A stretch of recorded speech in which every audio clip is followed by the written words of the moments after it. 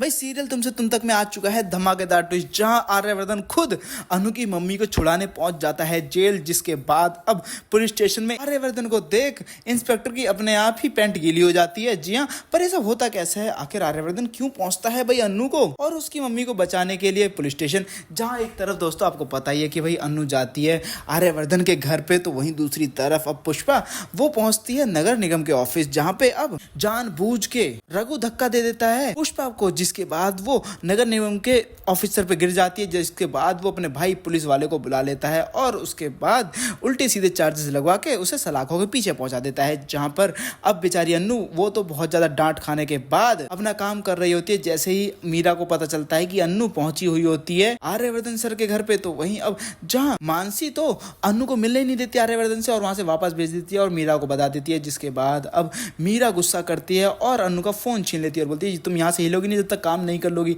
तो वहीं अब फोन पे गुप्ता अंकल फोन करके बोलते हैं कि अन्नू की माँ जेल में है। जिसके बाद अब खुद मीरा आगे बढ़ती है और बोलती है मैं अच्छे तरीके से समझ सकती हूँ कि माँ की तकलीफ क्या होती है, तुम फटाफट जाओ अन्नू और जाके जो भी हो मुझे बताना। तो वहीं अब नील भी उसके साथ जाता है, जहाँ पे अब मीरा सोचती है कि चलो ठीक है, दोनों एक दूसरे के करीब आने का कोई ना कोई तो बहाना मिल ही रहा है इन दोनों को।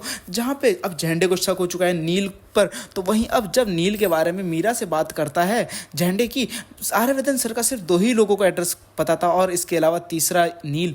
जहाँ पर अब मीरा अपने प्लान में कामयाब होने के लिए पहले ही सतर्क कर देगी अब नील को कि भाई झंडे को उस पर शक हो चुका है। तो वहीं दूसरी तरफ अब मन में बेचैनी होती है आर्यवर्धन के, जहाँ पे अब आर्यवर्धन वो बहुत ज़्यादा परेशान हो रहा होता है घर में। तो उसकी माँ बोलती है कि आखिर परेशानी क्या है? तो वहीं अब वो बताती है कि मुझे लग रहा है कि अनु और उसके फैमिली मुसीबत में है। जहाँ पर उसकी माँ कहती है कि अगर ऐसा है तो तुझे जाना चाहिए, अष्टमी की पूजा हो चुकी है, तू जा सकता है। जहाँ पे वो कहती है कि तू पहले ही पश्चाताप में बहुत जल चुका है, अब ऐसा ना हो कि देर हो जाए।